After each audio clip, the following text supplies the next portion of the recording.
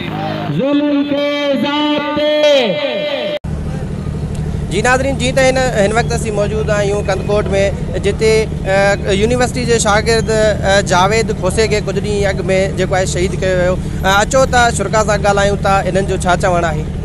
जीअं त ईद खां 3 ॾींहं पहिरियों असांजो नौजवान दोस्त जावेद खोसो जेको यूनिवर्सिटी जो उनके बेदर्दी सां क़त्ल कयो वियो आहे। हिन वक़्त पुलिस का बि एक्शन न वरितो। त असीं गुज़ारिश कयूं था SSP कश्मीर अमजद शेख साहब के, जेके काफ़ी एक्टिव आहिनि सोशल मीडिया ते, त उनखे गुज़ारिश कयूं था त हू हिन मसइले ते एक्टिव थियनि, छो जो FIR दाख़िल थियल चयो था हिन वक़्त को बि गिरफ़्तार न आहे थियल ऐं उहे शहरनि में घुमनि था।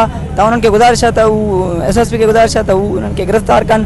ऐं जीअं न त हे अॼु असां हेडक्वार्टर कश्मीर में आया आहियूं, त इन एहतिजाज जो दायरो असां पूरे सिंध ऐं पाकिस्तान में वधाईंदासीं। महिरबानी करे पीपल पार्टी ऐं जी लीडरशिप खे बि गुज़ारिश आहे त हू हिन ते एक्शन वठनि। Thank U.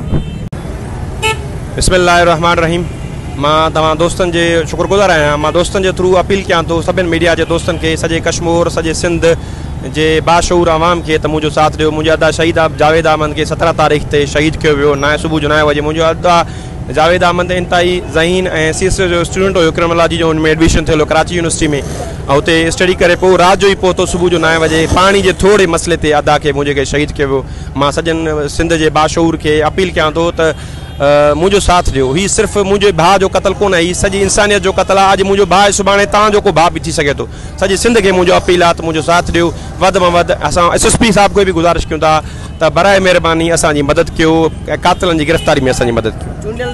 चूंडियल मक़ामी नुमाइंदनि जो छा किरदारु आहे?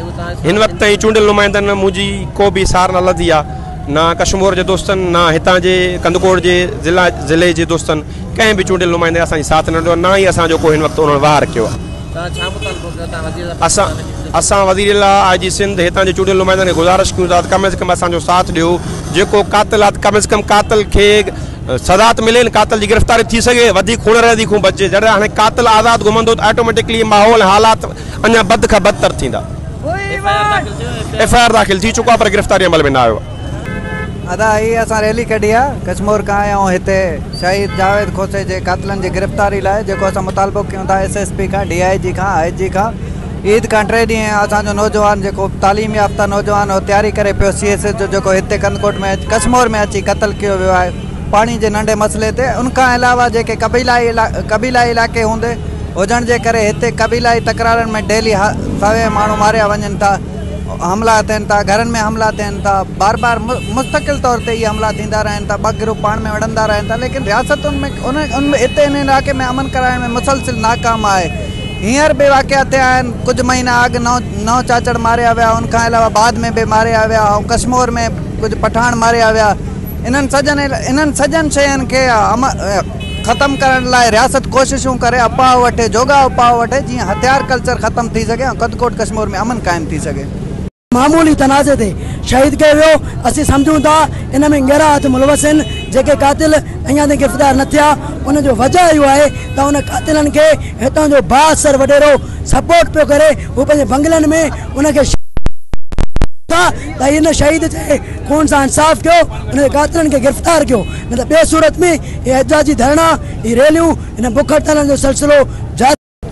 जी नाज़रीन, जी त रैली जे शुरा जो तव्हां ॻाल्हि ॿुधियूं, इन जो इहो ई चवणु हुयो त शहीद जावेद खोसे जी कातिलनि खे फिलफौर गिरफ़्तार कयो आहे। हिन चूंडियल नुमाइंदा वज़ीर आज़म पाकिस्तान ऐं वज़ीर आला सिंध खां इहो ई मुतालबो कयो आहे त कातिलनि खे फिलफौर गिरफ़्तार करे असांखे इंसाफ़ फ़राहम कयो वञे। कैमरामैन टीम सां गॾु इशफाक बंगवार, सोच TV, कंदकोट।